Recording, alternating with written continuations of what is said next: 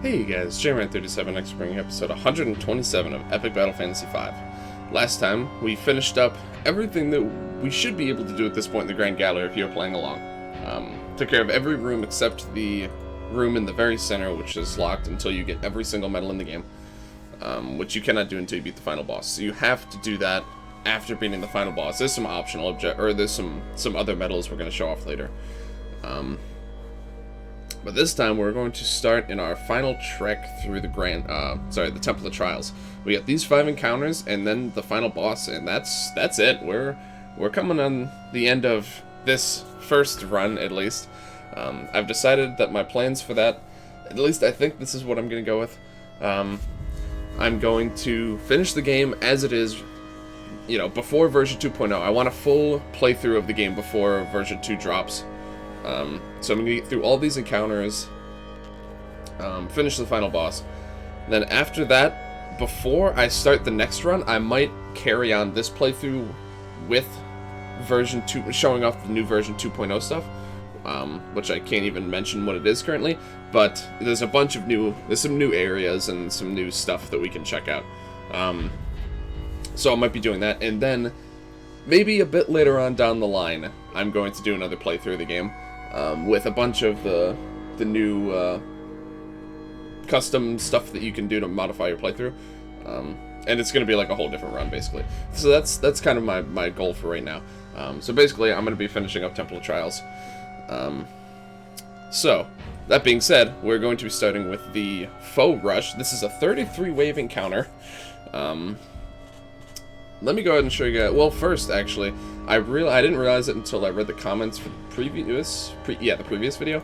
There's actually 2 hats I didn't pick up there. 300 gold each in the store during the Halloween season, and I totally missed it. I forgot to check for it, and nobody mentioned it, so I totally missed them. So we have the pumpkin head here. Upgrade this a bit. So you see it randomly cast Bloodbat between turns, which does something. Hold on, I actually don't remember what that does right now. Single target draining bio attack. Gives it to the summoner, so whoever's wearing the hat I think would probably get it. That's okay, nothing too crazy there. Let's check out the Spider Bobble. I'm going to cast Spider Swarm. I don't know all the properties of that attack actually. Once again, nothing too crazy here. These are some pretty good resistances though. But anywho, this is the loadout that I'm going to try going with for the Foe Rush. You'll notice a pretty obvious theme. I'm going to be using instant death on every single enemy that I possibly can.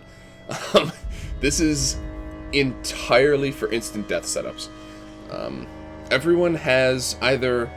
Well, Matt has a bad luck weapon because he doesn't have any natural ways to inflict instant death. He does have an item, that's interesting. If we go to him, this has a chance to inflict skeleton hands, which I believe attempts to inflict doom on all the enemies. So if they already have bad luck, that could feasibly just inflict them with instant death, which is nice. Nat has her knife. This is the highest instant death weapon in the entire game. 50% chance. So we're going to be going with that. And then I just gave her some general support stuff. Anna has all the stuff for inflicting status effects because her arrow rain just has a higher chance of inflicting. It's doom. Well, actually, it's the same. Actually, I may want to modify this, because Nat's Spectrum is actually pretty good, or Rainbow Blast, I mean here.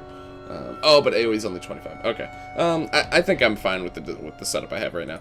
So basically, Anna's, as usual, is going to be our main instant death inflictor. But we've got some other people. Lance, who can inflict doom. No Legs can inflict doom. We got a bunch of different ways to inflict bad luck. So I figure Lance does have this, which is just inflicts instant death outright. I personally, I like, it's kind of a toss-up for me which one is more effective to use here. But Lance is not, I'm not going to be using that on Lance that much because he kind of has to use his Hyper Beam for it to be worthwhile, which is kind of lengthy.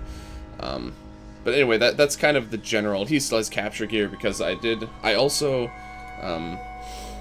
by the way, we have every equipment in the game now with those hats, so that's nice.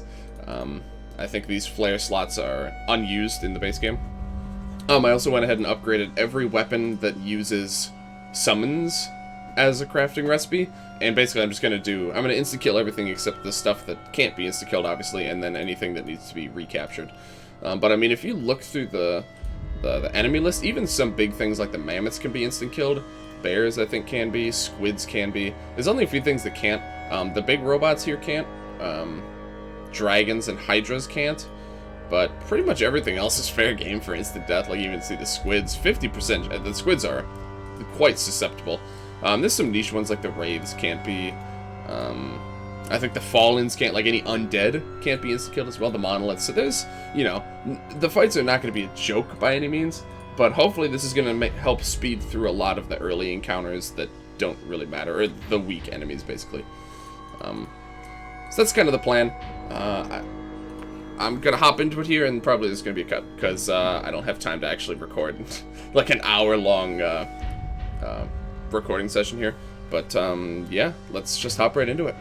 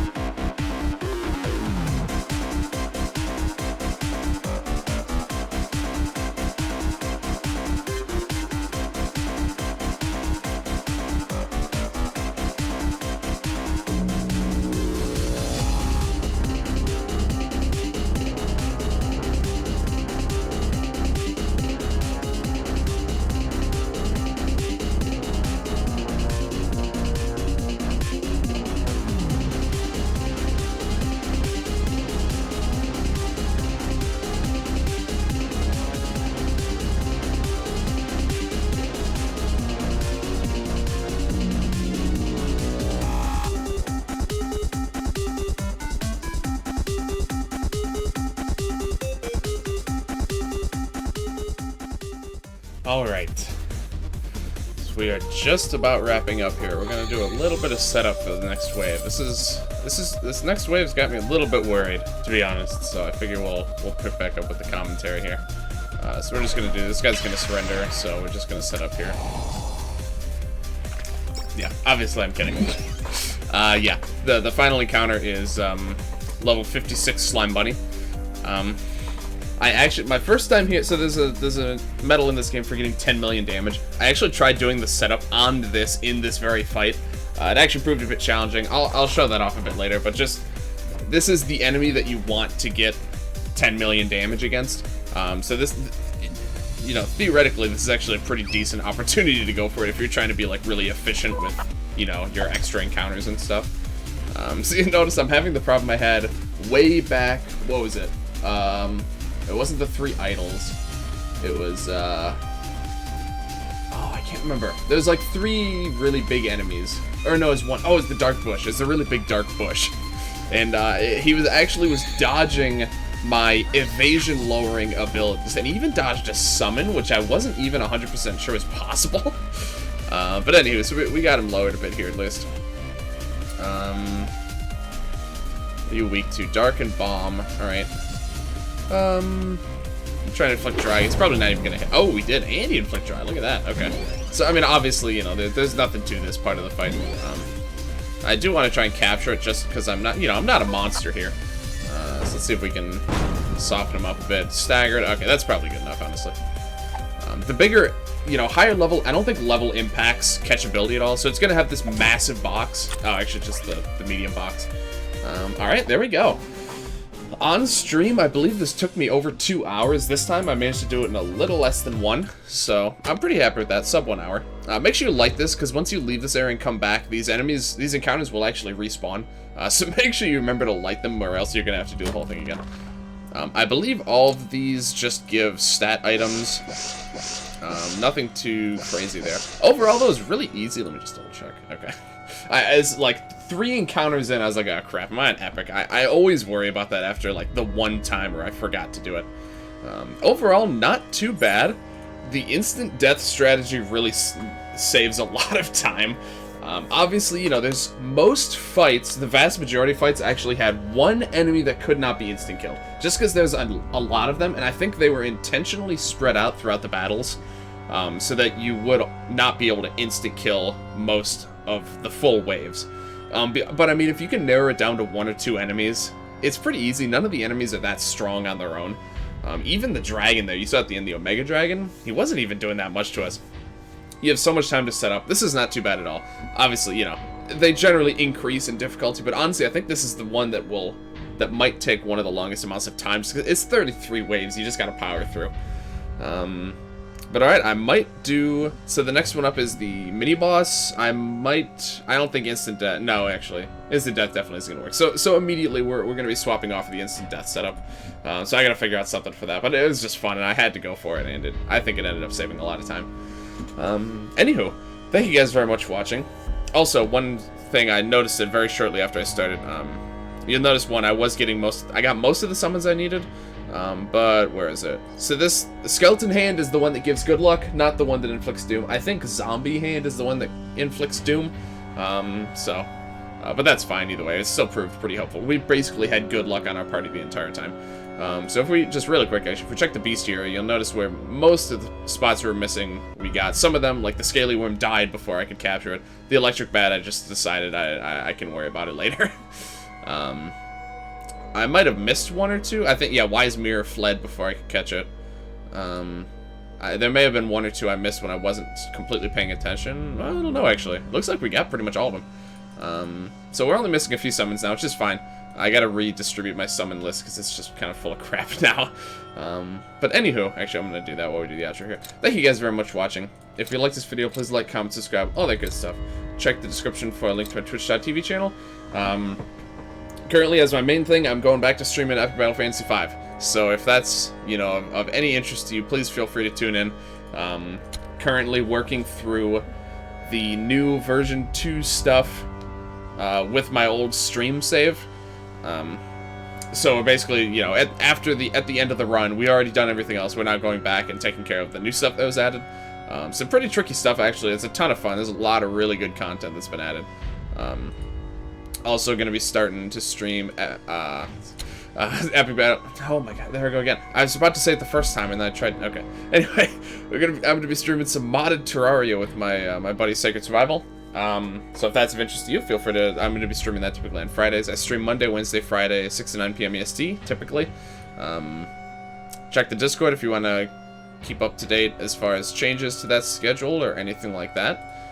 I don't remember what else. What are some of the other summons I had here? Anyway, thank you guys for watching, and I will see you guys later.